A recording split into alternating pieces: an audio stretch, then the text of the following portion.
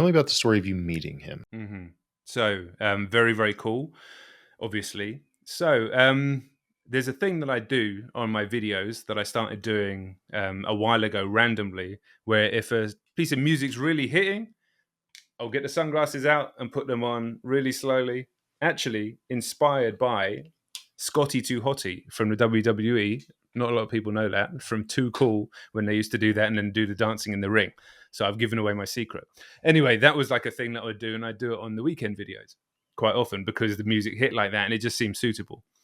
And then for some reason, the Weeknd's playing at Coachella a few years ago, and he does the same move. So loads of people share it with me. They go, he's doing your move, he's doing your move. Now, I didn't think it was actually doing my move. I was just like, he's also doing this thing. He probably also watched wrestling, or he's just putting his sunglasses on slowly. Nothing matters. But so many people sending it to me on Twitter. So it was actually just before going into jiu-jitsu. I'd seen this on my phone. So I just retweeted it and I said something. What did I say? Just say you're a fan, Abel. Mainly for my followers just to laugh at. Go to jiu-jitsu, train, open up my phone afterwards. Notifications have gone fucking insane that he has shared that post on his Twitter to 17 million followers with 2 sunglasses emojis. And I was like, what the fuck is going on? Like full body chills. Like what the hell has just happened?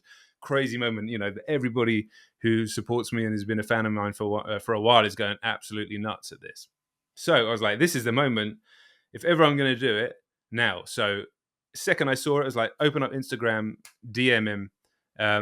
He's got 17 million followers on Instagram. He's not going to see this. However, why not? DM'd him. Thanks so much for the share, man. Like, I can't exactly remember what I said. I mean, I can look it up. Why not? Right here. I just said, hey, Abel, the mention on Twitter was amazing. Thank you.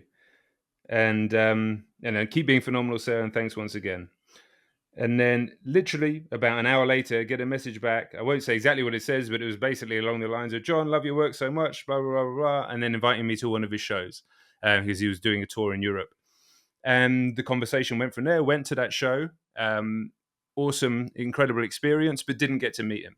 So I made a video about that and how, unfortunately, didn't get to meet him, but that wasn't the central point of the video. But I talked about the show, how amazing it was, told this part of the story about all of this sort of stuff. And I made the crux of the video about how I really want anybody who's watching that is nervous to put themselves out there in their life, whether it's creating content or taking a big step or whatever it is, that look what can happen when you do. You know, crazy stuff can happen when you step outside of that comfort zone, which I don't even think is a comfort zone at all. It's a discomfort zone.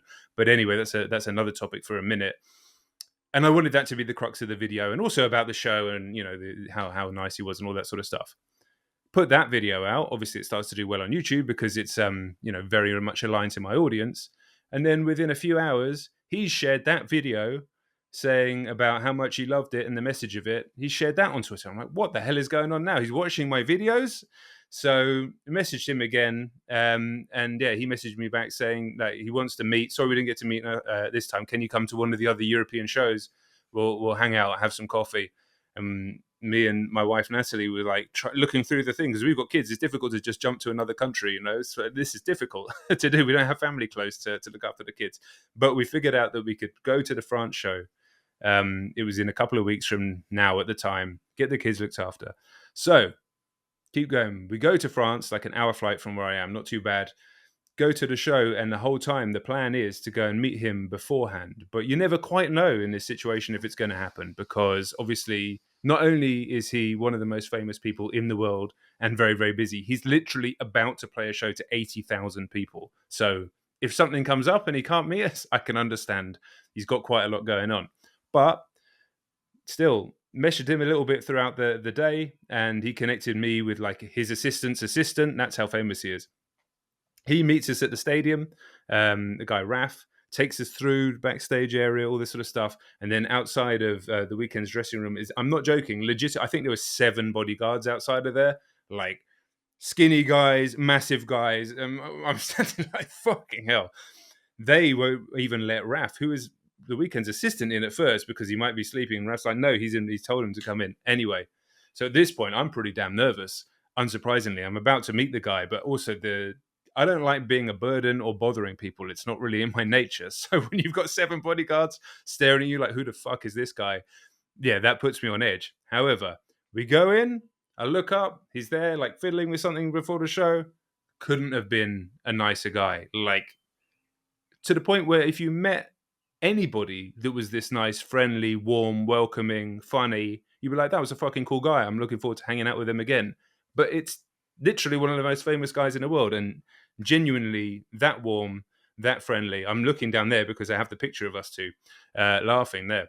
And we sat down and had like a half an hour conversation with him about Nintendo Switch games, about life, about family, about, you know, what he's been up to. This was before the new album was even announced, about what he'd been working on.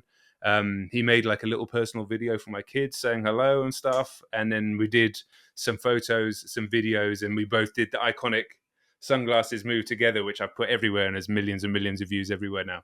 And yeah, and again, it really goes to show what can happen when you put yourself out there. And I'm not saying you're going to have that situation, but I have also so many other smaller situations where I've interacted with people I never thought I'd interact with, or opportunities that have come up just through putting myself out there. And that actually includes working on the magazines as well.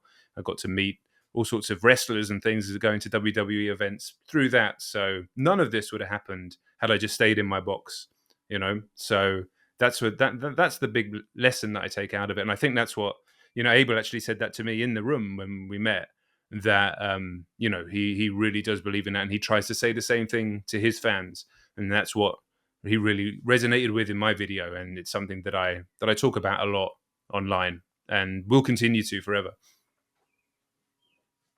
That's so fucking cool. And like, you know, you hear this thing of, you know, never meet your heroes or, you know, your idols or whatever.